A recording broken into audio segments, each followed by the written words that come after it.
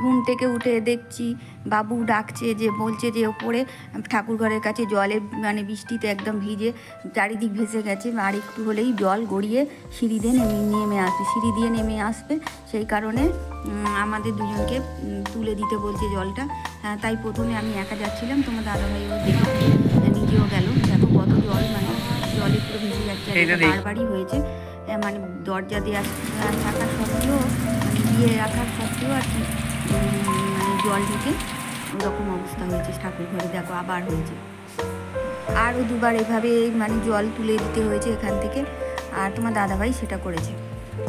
আর load shedding হয়ে গেছে এদিকে দেখো, আর চারিদিকে অন্ধকার। তাই ভাবছিলাম যে কোথা থেকে মানে বসে বা দাঁড়িয়ে তোমাদের সাথে কথা বলবো। গুড মর্নিং ফ্রেন্ডস, কেমন আছো তোমরা? নিশ্চয়ই ভালো আছো, আমরাও ভালো আছি। আবার এভরিডে লাইফস্টাইলে তোমাদের সবাইকে স্বাগত জানিয়ে আজকে আমি ব্লগটা শুরু করছি। ব্লগ অনেকক্ষণ মানে আগে শুরু হয়ে গেছে, কিন্তু সামনে এলাম আজকে। আর প্রচুর ঝড় বৃষ্টিতে মানে সবারই তো বাড়িতে নাজেহাল অবস্থা, আর আমাদের বাড়িতেও তাই। মানে কোনো জানলা টানলা খোলা যাচ্ছে না, দরজা খোলা যাচ্ছে না। তাই সিঁড়ির ওপর থেকে, মানে কাঁচের জানলা আছে, এখান থেকে এসে তোমাদের সাথে কথা বলছি। তো আগে আগে কী কাজ করি দেখো, আর তাহলে সঙ্গে থাকো।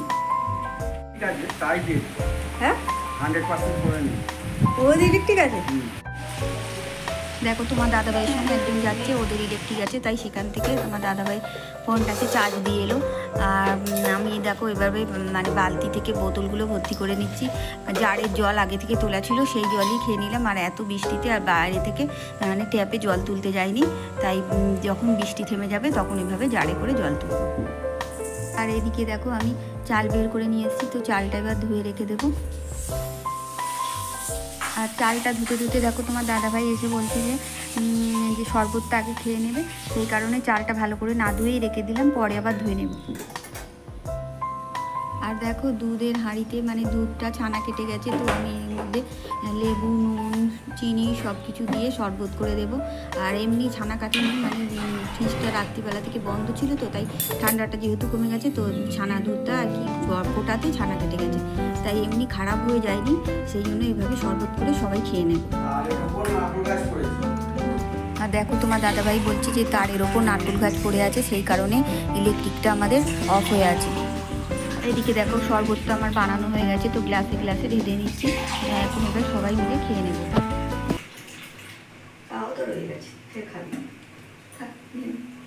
দেখো শরবত টরবত খেয়ে আমি এবার চালটা আবার ভালো করে ধুয়ে নিতে এসেছি, আর সেই জন্য একেবারে বড় যে ডেচকিতে ঢেলে নিলাম, ঢেলে নিয়ে ভালো করে ধুয়ে নেব। আর সেই জন্য এই চাল, যে এই ডেচকিতে যে চালগুলো আছে ভালো করে জল দিয়ে ওই ডেচকিতে ঢেলে নিচ্ছি।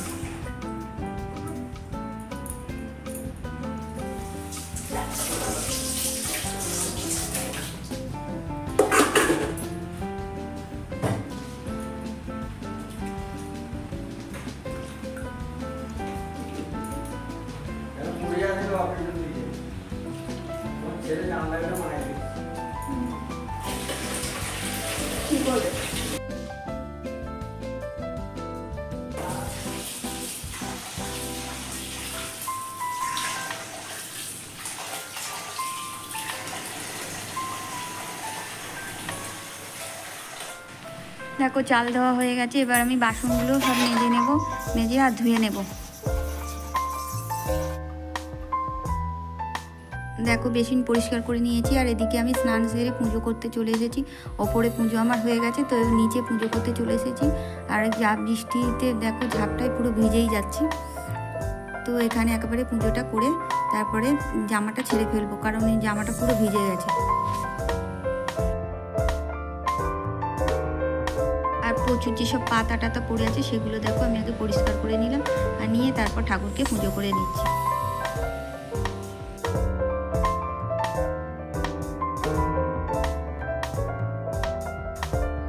যে বাঁশ, পাশে যে বাঁশগুলো দেখো পড়ে মানে সরিয়ে দিয়েছে তোমার দাদাভাই, ওগুলো সব গাছের ফুল গাছের, জবা ফুল গাছের উপর পড়েছিল, তো বাঁশগুলো সরিয়ে এখন রেখে দিয়েছে, পরে আবার তুলে রাখবে।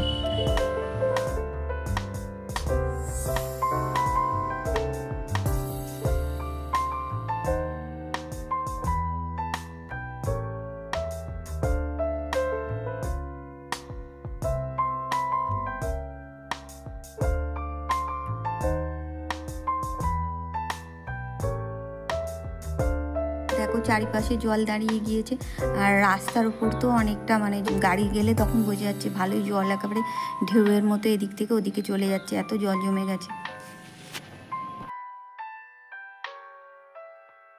ট্রেডিংয়ের জন্য দেখো ওপরে আমি এভাবে প্রদীপ জেলে ভালো করে পুজো করে নিলাম।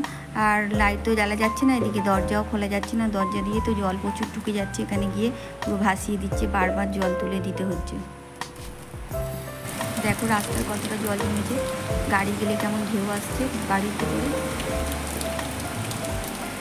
তো আমার প্রিয় দর্শক বন্ধু, তোমাদের জানাই অনেক অনেক শুভেচ্ছা ও ধন্যবাদ।